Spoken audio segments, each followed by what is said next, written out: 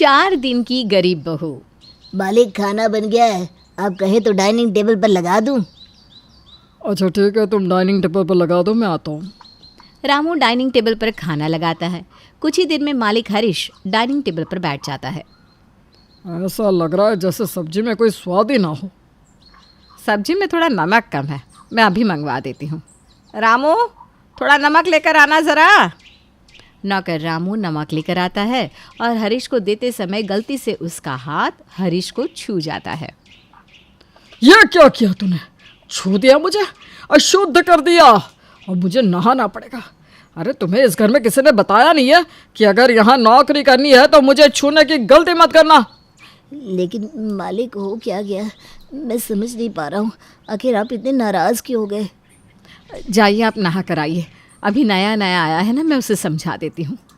गुस्से में हरीश खाना छोड़कर नहाने के लिए बाथरूम में चला जाता है। देखो रामू, तुम अभी कुछ दिन पहले ही काम करने के लिए यहाँ आए हो, इसलिए तुम्हें अभी घर के तौर तरीके अच्छे से पता नहीं है। साहब को पसंद नहीं है कि कोई भी नौकर उन्हें छुए। तुम उनके लिए खाना तो बना सकते हो, लेकिन गलती से भी कभी उन्हें छूना मत। उन्हें दुनिया में सबसे ज़्यादा चिढ़ इसी बात की है। ये कैसी बात हुई मेम साहब? अगर गरीबों के हाथ का खाना खा सकते हैं तो उसे छूने में सांप को कैसी चिढ़? और गरीब आदमी अछूत तो नहीं होता। देखो रामू, इन सब बातों में ज़्यादा दिमाग मत लगाओ। बस मैंने कहा ना कि आगे से ख्याल रखना कि गलती से भी तुम्हारा हाथ साहब को छू ना पाए। मेम साहब की बात सुनकर नौकर रामू हैरान परेशान सा रसोई में जाकर अपना काम करने लगता है। सेठ हरीश दास कानपुर शहर के बड़े व्यापारी थे। करोड़ों का बिजनेस था उनका। घर में पैसों की कोई कमी नहीं थी। घर में दर्जनों नौकर काम करते थे। घर के गार्डन, रसोई, साफ सफाई, हर काम के लिए एक एक नौकर लगा हुआ था। इतने सारे नौकरों के घर में होने के बाद भी न जाने हरीश दास को नौकरों से, क्या यूँ कहो कि गरीबों से ऐसी क्या चिढ़ थी कि वो कभी भी अपने किसी भी स्टाफ को छूते नहीं थे। अगर कोई गलती से भी छू ले तो वो रगड़ रगड़ कर नहाए बिना खुद को शुद्ध नहीं मानता था। हालांकि उसके व्यवहार से अक्सर उसकी फैक्ट्री और घर के कर्मचारी आहत हो जाते थे, लेकिन फिर भी सेठ हरीश दास को किसी की परवाह नहीं थी। जहां हरीश दास अपने कर्मचारियों और गरीबों से इतना चिढ़ता था, वहीं उसका बेटा शुभ बेहद खुश मिजाज और खुले दिल का। ऑफिस में वो सभी के साथ अच्छा व्यवहार करता और सभी को सम्मान की नज़र से देखता। ज्योति, थोड़ी देर में हमारे क्लाइंट आने वाले हैं। वैसे वो आए तो उन्हें वेट कराए बिना आप जल्दी से मुझे इन्फॉर्म कर देना। ठीक है सर, मैं कर दूंगी। शाम के समय। अरे ज्योति, आप अभी तक घर नहीं गई? लगभग पूरा स्टाफ जा चुका है, अंधेरा भी हो गया है। एक्चुअली सर, मेरा थोड़ा सा काम पेंडिंग था, मैंने सोचा पूरा काम ख़त्म करके ही निकलूं। अच्छा ऐसा करो, तुम अपना काम ख़त्म कर लो, चलो मैं तुम्हें छोड़ देता हूँ। नहीं नहीं सर, आप मुझे क्यों छोड़ेंगे, मैं मैनेज कर लूँगी। अरे इसमें इतना परेशान होने वाली कोई बात नहीं है। अपने एम्प्लॉयज़ को घर तक सेफली पहुँचाना भी तो कंपनी की जिम्मेदारी होती है। और वैसे भी तुम तो एक लड़की हो, तो तुम्हारे लिए हमारी जिम्मेदारी और भी ज़्यादा बढ़ जाती है।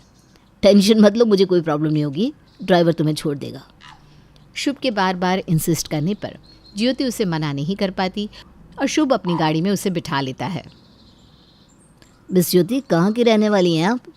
सर, मैं पांडु नगर में रहती हूँ। आप बस बाईपास पर मुझे छोड़ दीजिए, वहाँ से मैं रिक्शा ले लूँगी। फैमिली में कौन कौन है? सर, मेरा घर आ गया, थैंक यू, बस आप मुझे यहीं उतार दीजिए। हाय हेलो से शुरू हुई बातचीत धीरे धीरे आगे बढ़ने लगी थी और अपनी ही ऑफिस में काम करने वाली ज्योति से शुभ को अब आकर्षण महसूस होने लगा था। एक दिन, ज्योति, मैं कुछ बात करना चाहता था आपसे। कहिए ना सर, क्या बात है? ज्योति, मैं तुम्हें पसंद करता हूँ। तुम क्या मेरे साथ कॉफ़ी पीने चलोगी? बस दोस्ती चाहता हूँ तुम्हारी। अपनी पोजीशन का फ़ायदा उठा रहे हैं सर। मैं उन लड़कियों में से नहीं हूँ जो अमीर लड़का देखकर फिसल जाए। मैं अपनी थोड़ी सी सैलरी में बहुत खुश हूँ। अरे देखो प्लीज़, मुझे गलत मत समझो। मैं अपनी पोजीशन का फ़ायदा नहीं उठा रहा हूँ। अगर तुम्हें मैं पसंद नहीं हूँ तो तुम ना कह सकती हो, मुझे कोई प्रॉब्लम नहीं होगी। मैंने बस कॉफ़ी के लिए पूछा, और अगर तुम्हें ज़रा भी बुरा लगा है तो मैं माफ़ी मांगता हूँ। सर, आप मुझे शर्मिंदा कर रहे हैं। नहीं, आपने ऐसा कुछ गलत नहीं पूछा, लेकिन आपके जैसा अमीर घर का लड़का मुझे क्यों पसंद करेगा भला, यही सोचकर मैं थोड़ा घबरा गई थी। लेकिन आपकी बातें सुनकर मेरा भी दिल कर रहा है, एक बार कॉफ़ी पीने तो हम चल ही सकते हैं। कॉफ़ी से शुरू हुई ज्योति और शुभ की मुलाकातें धीरे धीरे बढ़ती गई और जल्दी ही वो दोनों एक दूसरे से प्यार करने लगे। तुम तो मुझसे प्यार करते हो, लेकिन मैं जानती हूँ कि हमारा प्यार कभी भी अंजाम तक नहीं पहुँच पाएगा। तुम ऐसी बातें क्यों करती हो ज्योति? क्या मैं तुम्हें धोखेबाज नज़र आता हूँ? तुम धोखेबाज नहीं हो, मैं जानती हूँ, लेकिन तुम अपने पापा को तो जानते हो ना। अरे सर ऑफिस में अपने एम्प्लॉयज़ के साथ बैठना तक पसंद नहीं करते, और तुम एक मामूली सी लड़की से शादी करके उसे उनकी बहू बनाना चाहते हो। तुम्हें नहीं लगता कि ये इम्पॉसिबल काम है? देखो ज्योति, ये तो मैं नहीं जानता कि पापा की प्रॉब्लम क्या है। पापा अगर सही होते ना तो मैं ज़रूर उनकी बात की रिस्पेक्ट करता, लेकिन इस मामले में वो गलत है, और उनकी इस गलत ज़िद के लिए मैं अपनी लाइफ ख़राब नहीं कर सकता। मैं तुमसे शादी करना चाहता हूँ, और मुझे इस बात से कोई फ़र्क नहीं पड़ता कि तुम गरीब हो या अमीर, कंपनी की मालकिन हो या हमारे कंपनी में काम करने वाली एक एम्प्लॉय। अरे प्यार ये सब देखकर थोड़ी ना किया जाता है। शुभ घर जाकर अपने पापा को ज्योति के बारे में बताता है।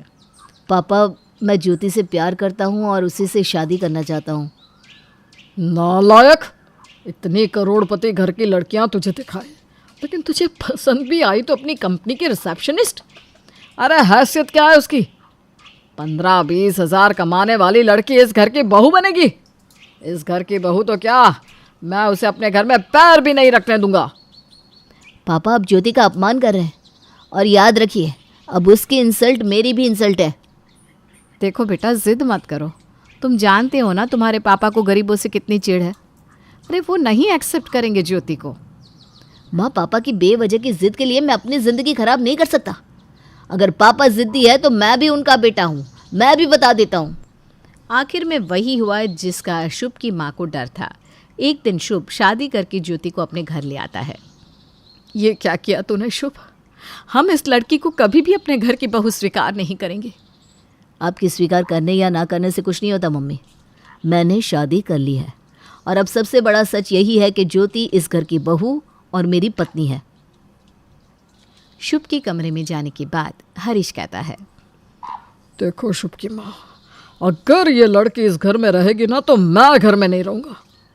अरे आप चिंता क्यों करते हैं जी, मुझ पर भरोसा रखिए। 4 दिन में इस लड़की को इस घर से भगा ना दिया ना तो मेरा नाम भी सुमित्रा नहीं। तुम्हारा कहने का मतलब क्या है? अरे वो लड़की सब कुछ जानते समझते हुए इस घर में आई है, इतनी आसानी से हमारा पीछा छोड़कर जाएगी नहीं। और सबसे बड़ी बात, शुभ है ना उसका हिमायती, उसके सामने हम इस लड़की को कुछ कह भी तो नहीं सकते। मैंने आपसे कहा ना, आप बस मुझ पर भरोसा रखिए। यह गरीब बहू सिर्फ 4 ही दिन की है, बस 4 दिन इसको बर्दाश्त कर लीजिए, फिर उसके बाद इसे इसकी झोपड़ी में वापस रवाना कर देंगे। और इस बार ये जाएगी ना तो कभी वापस नहीं लौटेगी। अगले दिन, ज्योति बेटा, कल जो कुछ भी हुआ उसका बुरा मत मानना। वो अचानक से तुम्हें ऐसे शुभ के साथ देखा तो हम लोग अपनी भावनाओं पर काबू नहीं कर पाए, लेकिन बेटा हमारे मन में तुम्हारे लिए कोई बुरी भावना नहीं है। जो कुछ भी हुआ उसे भूल जाओ, अब तुम इस घर की बहू हो। ये लो, ये शगुन के गहने हैं और ये जोड़ा, इसे पहनकर तैयार हो जाओ, फिर मैं तुम्हें कुलदेवी की पूजा करने के लिए ले जाऊंगी। देखा ज्योति, मैं कहता था ना, सब पल 2 पल के लिए नाराज़ ज़रूर होंगे, लेकिन मेरी खुशी से ज़्यादा मेरे परिवार को और कुछ भी नहीं चाहिए। सब लोग मान गए आज, मैं बहुत खुश हूँ।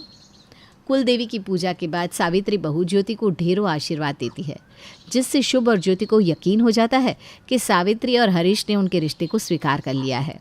कुछ देर बाद, मुझे कुछ घबराहट सी हो रही है, हाथ पैर फूल रहे हैं। शुभ, तुम डॉक्टर साहब को फ़ोन लगाओ, मुझे कुछ ठीक नहीं लग रहा। पिता के मुंह से ऐसी बात सुनकर शुभ जल्दी से अपने फैमिली डॉक्टर को फ़ोन लगाता है। कुछ देर बाद, शुभ, तुम्हारे पिताजी को माइल्ड हार्ट अटैक हुआ है। इस समय इन्हें टेंशन बिल्कुल भी नहीं लेनी है। थकान और टेंशन से दूर रहेंगी तो जल्दी ही स्वस्थ हो जाएंगी। फिलहाल चिंता की कोई बात नहीं है।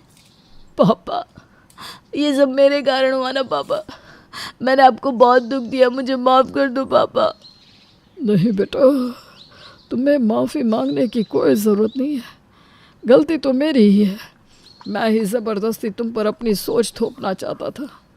अब जो हो गया उसे भूल जाओ। मेरा आशीर्वाद तुम दोनों के साथ है। लेकिन सर, आपको तो आज रात की फ़्लाइट से चंडीगढ़ के लिए निकलना था। अगर आप नहीं जाएंगे तो एक बहुत बड़ा कंसाइनमेंट कैंसिल हो जाएगा। आप चिंता मत करो, पापा, चंडीगढ़ मैं आ जाऊँगा, आपका कंसाइनमेंट कैंसिल नहीं होगा। लेकिन बेटा तुम्हारी अभी कल ही तो शादी हुई है, अब ऐसे कैसे मैं तुम्हें चंडीगढ़ भेज दूँ? बहू यहाँ अकेली रह जाएगी, मुझे कुछ ठीक नहीं लग रहा। चिंता की कोई बात नहीं है, पापा जी की तबीयत ठीक नहीं है। इस समय सबसे ज़रूरी है कि पापा जी आराम करें, और मैं कहीं भागी थोड़ी ना जा रही हूँ। शुभ, आप आराम से अपना काम ख़त्म करके आइए, मैं आपको यहाँ आपका इंतज़ार करते हुए मिलूँगी। शुभ के जाने के बाद, नलिनी इसका फ़ोन अपने पास रखो, और अब चाहे कुछ भी हो जाए इसके हाथ कोई फ़ोन नहीं लगना चाहिए। ये कैसी बात कर रहे हैं आप? हुआ क्या है? हुआ क्या है? ये तुम्हें जल्दी पता चल जाएगा। अब सबसे पहले गहने उतार कर इधर दे दो। तुम्हारी औकात नहीं है ये लाखों के गहने पहनने की। झुग्गी झोपड़ी में रहने वाली लड़की, तुम्हें क्या लगा था तुम इतनी आसानी से इस करोड़ के बंगले की मालकिन बन जाओगी? माँ जी, मुझे आपके बंगले या दौलत की कोई लालच नहीं है, और मैंने शुभ से शादी आपकी दौलत के लिए नहीं की है। मैंने उनसे प्यार किया है, इसलिए शादी की है। अच्छा तो ठीक है, साबित करके दिखाओ।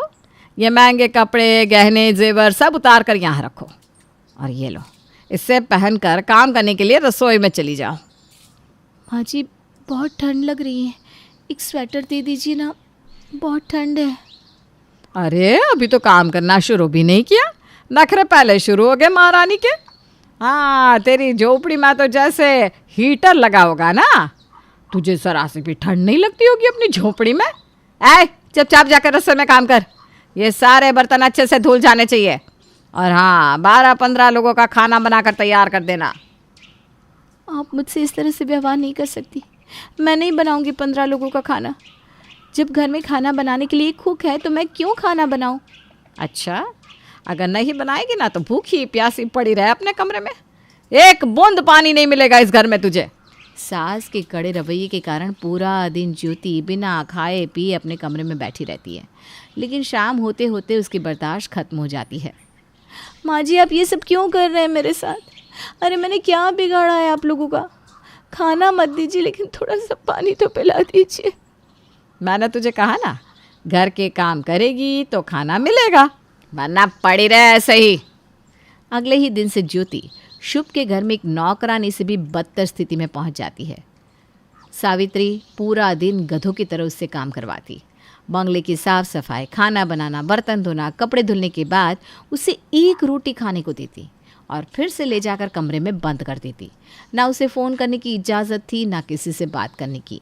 वो एक कैदियों वाली ज़िंदगी जी रही थी। 5 दिन के बाद, माँ जी मेरी तबीयत कुछ ठीक नहीं लग रही, बहुत तेज़ बुखार है, प्लीज़ ठंड के मारे मेरा शरीर अकड़ा जा रहा है, कुछ कंबल दे दीजिए ना। अरे तू तो बहुत प्यार करती है ना शुभ से, हैं? इतनी जल्दी सारा प्यार खत्म हो गया तेरा?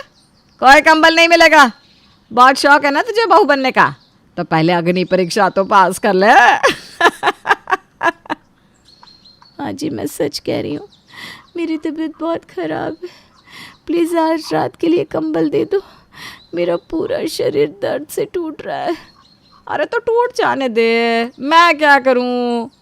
सावित्री जाकर फट से दरवाज़ा बंद कर लेती है। पूरी रात बुखार में तड़पते तड़पते सुबह तक ज्योति की हालत बहुत ख़राब हो गई थी।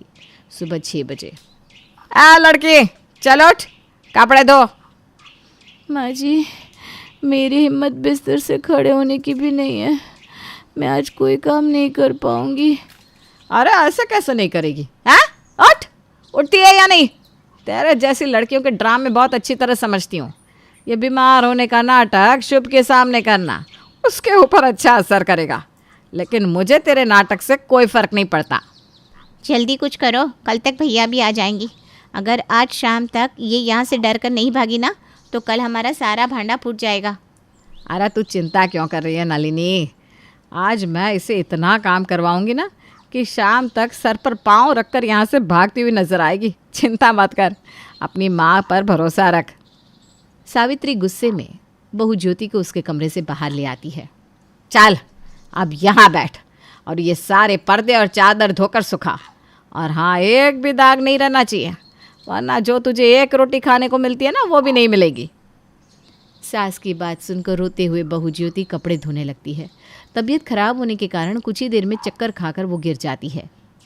अरे माँ जल्दी आओ, ये क्या कर दिया आपने? इसकी तो सच में तबीयत खराब थी, ये तो बेहोश होकर गिर गई। अब हम लोग क्या करेंगे? अरे कुछ नहीं हुआ, ऐसे ही नाटक कर रही होगी। अरे माँ नाटक नहीं कर रही है, बेहोश पड़ी है। वो अगर मर गई ना तो हमें सारी ज़िंदगी जेल में चक्की पीसनी पड़ेगी। अब जल्दी से अस्पताल लेकर जाओ। अरे बेटा, अगर इसे अस्पताल ले जाएंगे और इसने डॉक्टर के सामने हमारे बारे में सब सच बता दिया तो? ये सब बाद में सोचना माँ, अभी समय नहीं है ये सब सोचने का। अरे इसे कुछ हो गया ना तो हम क्या करेंगे? भैया की शादी तो छोड़ो, हमारी सारी ज़िंदगी जेल की काल कोठरी में बीतेगी। नलिनी की बात सुनकर सावित्री तुरंत उसे अस्पताल ले जाती है। अस्पताल में डॉक्टर कहते हैं कि उसे सीवियर निमोनिया हुआ है। ठंड से पूरा सीना जकड़ा हुआ है और बहुत तेज़ बुखार भी है। फ़िलहाल उसे क्रिटिकल यूनिट में रखना पड़ेगा और सुबह तक होश आ जाए, उसके बाद में वो आगे कुछ बता पाएंगे। अगले दिन सुबह ही शुभ चंडीगढ़ से लौट आता है। माँ पापा ज्योति को अस्पताल में क्यों लेकर गए हैं? क्या हुआ मेरी ज्योति को? अरे मैं 1 हफ्ते के लिए चंडीगढ़ क्या चला गया, क्या से क्या हो गई वो? पिछले 1 सप्ताह से उसको फ़ोन मिला रहा हूँ मैं, उसका फ़ोन भी नहीं लग रहा। उसका क्या, घर में किसी का भी फ़ोन नहीं लग रहा है। आखिर हो क्या रहा था यहाँ पर? शुभ अपनी माँ से सवाल कर रहा था कि तभी मिस्टर एंड मिसेस मिश्रा अस्पताल में पहुँच जाते हैं। अरे ये तो मिस्टर मिश्रा है, बहुत बड़े आदमी है ये तो। हमारी फैक्ट्री जैसी 8 फैक्ट्रियाँ हैं उनकी, लेकिन ये यहाँ क्या कर रहे हैं? सिस्टर ज्योति मिश्रा कहाँ है? क्या हुआ है मेरी बच्ची को? क्या ज्योति मिश्रा कंपनी के मालिक की बेटी है और मैं उसे गरीब झुग्गी झोपड़ी वाली लड़की समझता रहा। अरे अगर मिस्टर मिश्रा चाहे तो यहाँ खड़े खड़े मुझे खरीद सकते हैं। अगर इन्हें पता लग गया कि हमने उनकी बेटी के साथ क्या किया है तो ये हमें छोड़ेंगे नहीं।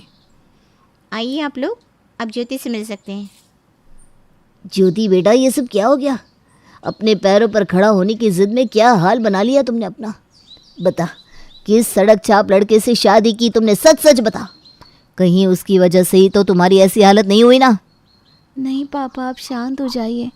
कुछ नहीं हुआ है मुझे, और मुझे अपने पापा की दौलत पर राज नहीं करना था। मैं अपनी किस्मत खुद लिखना चाहती थी, तो इसमें मैंने गलत क्या किया? और ज़्यादा परेशान होने की कोई बात नहीं है पापा, थोड़ा सा खांसी जुकाम हुआ है, ठीक हो जाएगा। और मेरे पति शुभ कोई सड़क छाप नहीं है, गुप्ता कंपनी के मालिक के इकलौते बेटे हैं। हाँ, आपके बराबर दौलत नहीं है इनके पास, लेकिन जितनी भी है मैं खुश हूँ इतने में। और इनसे मिलिए, ये मेरे सास ससुर हैं। इन्होंने मुझे हमेशा अपनी बेटी की तरह समझा है और आगे भी बेटी ही समझेंगे।